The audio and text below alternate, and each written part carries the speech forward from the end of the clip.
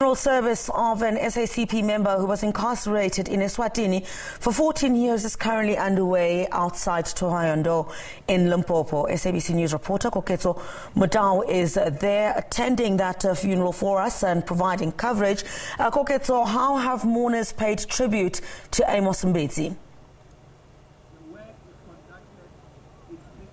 Thank you so much, Christopher, and good morning to you again, and good morning to our viewers. You know, just to bring our viewers up to speed about Mr. Mbedzi. Mr. Mbedzi, we know that he joined the SACP in 1988, and then 1989 he went to Uganda to train as a soldier there of Makonde West Sizwe. But he came back to South Africa in 1993 after, you know, the organizations of political parties were unbanned in South Africa. And then he was then integrated into the South African National Defence Force. And thereafter, he resigned in 1996 to focus his work into the SACP work, where he was also arrested in Eswatini in 2008. He was also charged there with a Terrorism Act. He was among the 3 people who went to Eswatini. According to the Eswatini government, they're saying that Mr. Mbedzi, along with his 2 accomplices, were trying to assassinate Kim Moswati III, and that's when he was arrested. And 2 of his accomplices apparently died when the explosives that they were going to use to explode one of the bridges which Kim Moswati was going to drive through died when some of those explosives, exploded prematurely.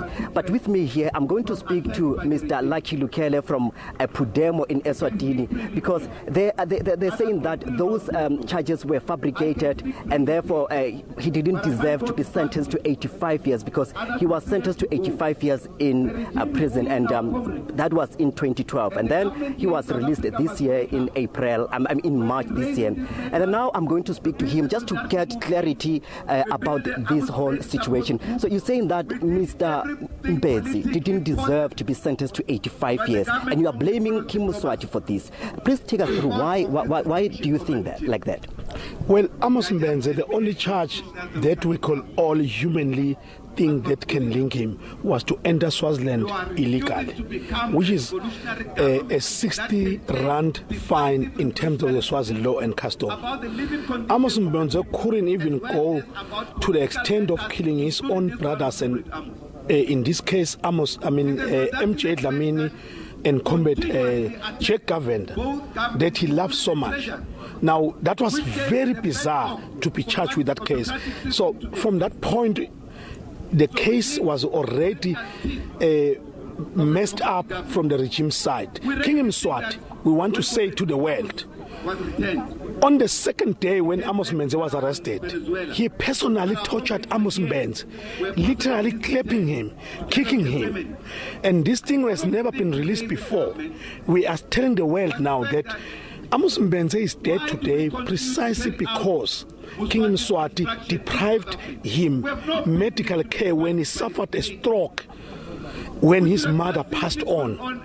And we all know that any person that suffers a stroke needs about 4.5 hours to be a particular medication to be administered to that person. It was never done to Amos. Amos was kept in prison for 48 hours till he was sent into prison. Why we are saying King Mswati killed him is because he was deprived the basic human rights that is known by all people anywhere in the world. Therefore, King Mswati should be ashamed of himself. SADC should also be ashamed of themselves that they've allowed a barbarian to keep this innocent soul of the soil of Africa in that region. And we are sorry again to the family. But at the same time, we are proud of them following us their son. Today, when we look into SADC region, all countries are now democratic countries, although some of the democracies like Zimbabwe is not something that we really celebrate. But why is Swaziland still not, liberated up to this day? Precisely because we have a club of billionaires. SADC has become an African Union, a club of billionaires that all what matters to them, it is their wealth, how they can accumulate. They have no care and they have no sense of humor or solidarity to the next African person, because to them, the only oppressor is a white man. It cannot be an African man. In this case in Swaziland, because it is King Mswati, he is treated with kid gloves because he is black. And he's treating his fellow black brothers and sisters in this fashion. SADC, including South Africa as a whole, we are saying it openly. They should be ashamed of themselves. Shame on them.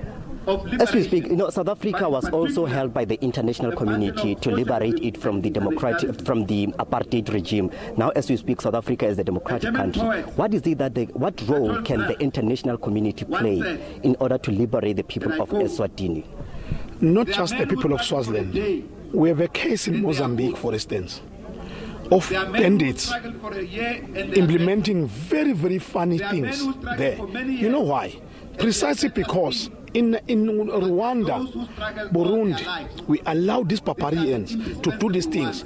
These leaders, they have a tendency of holding back instead of being proactive in issues like this. The issue of Swaziland, for instance, it's very simple. Madiba tried it in 1996, but the ANC leadership, our African National Congress, my own organization, has failed us because they could have resolved this issue long time ago. Now, for Amos Mbedzi's sake, can their conscience kick in with immediate effect and show us leadership and show the people of Makonde that their son died for a just cause?